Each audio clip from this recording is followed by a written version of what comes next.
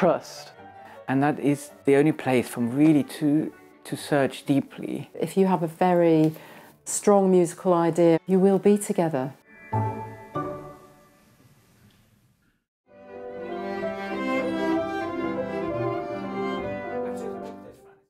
Slightly, and as before, as you're slightly running out of steam, I think you should push it. If you want us to really come up with something different, when you go all the way, it takes a lot of rehearsal and chemistry between the players, actually, and I do think of it as a form of alchemy somehow, how you can get those very different sounds to blend together into something really quite amazing, at times orchestral, in the variety of colour. The trio has these two sides to it where you feel it wants a time to be like an orchestra of 80, and that's always has a heroic, if slightly delusional quality when three try to do that, but it's truly exhilarating to witness.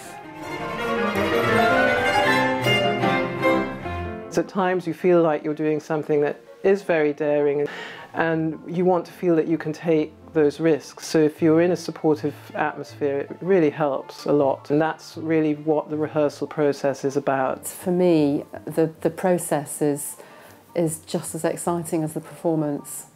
I think it doesn't matter what the tempo is. I think as long as we don't sort of do it. Yeah. I mean, I do think that the marcato implies a slight, notch slower tempo. Sort of pesante, yes, exactly. There is, especially in the romantic repertoire, you have a scope of the grand gesture, and often you combine forces with the cello in sweeping melodies.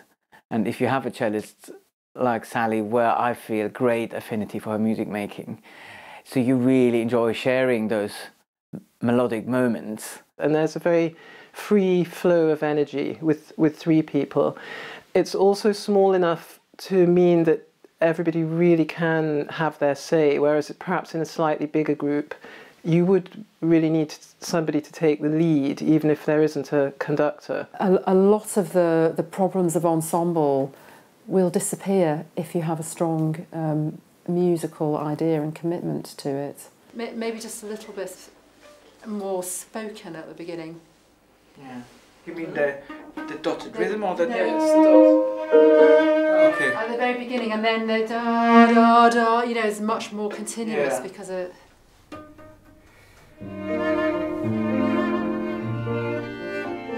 All the great composers have written for the trio, and I think particularly in the 19th and early 20th centuries, that sort of appreciation of the orchestral type of colour and the great expressive possibilities of those three instruments seem to really draw out a huge range of writing that's very satisfying for us. It's like having a great role in a Shakespeare play.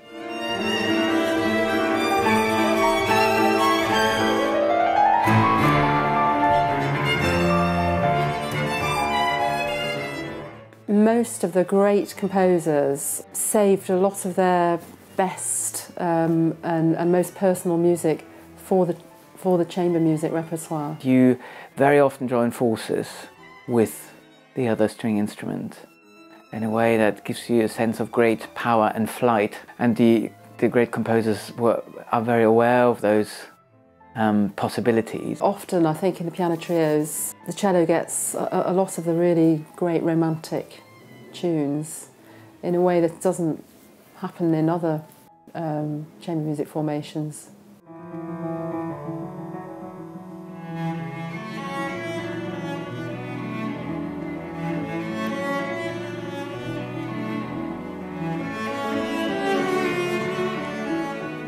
The structure of it is so perfect.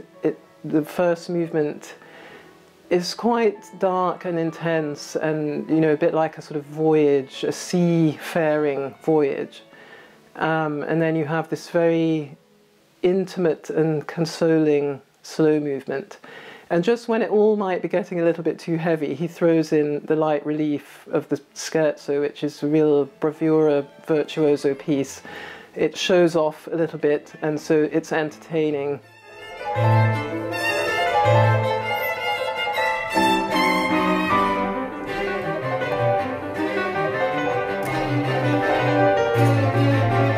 piano parts in, you know, those Mendelssohn piano trios are just phenomenal.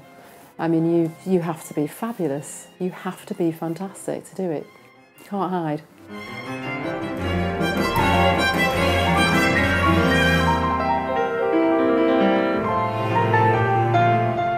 Audiences find it very satisfying. Even people who've never heard it come away so thrilled and excited. There are some wonderful works for piano trio plus one other performer, and again that brings another angle, opportunities for more varied programming.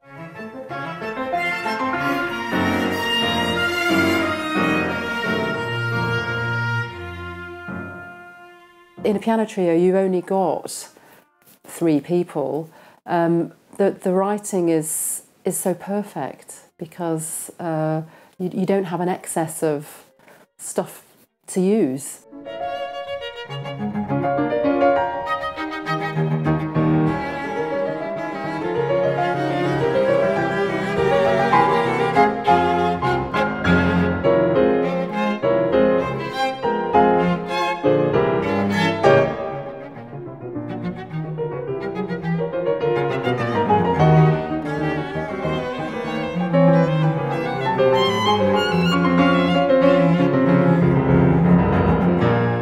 We are very passionate about the music, and we want that to come across the footlights. We engage with each other, we look at each other, we're ready if somebody in the group wants to do something a little bit daring and different from what we've planned, and we feel fully involved from head to toe.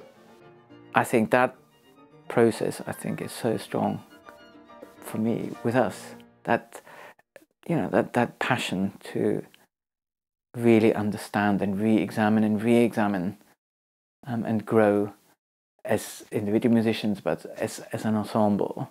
One of the things that we're very keen to do is to make sure it doesn't just come across as a kind of polite drawing room type of activity, even though maybe that was the original conception of the form. It really has gone so far beyond that to something that makes very important statements within music making. There's enough room to really explore the piano trio repertoire further and further, and I wish that I will be able to continue that till the end of my playing days.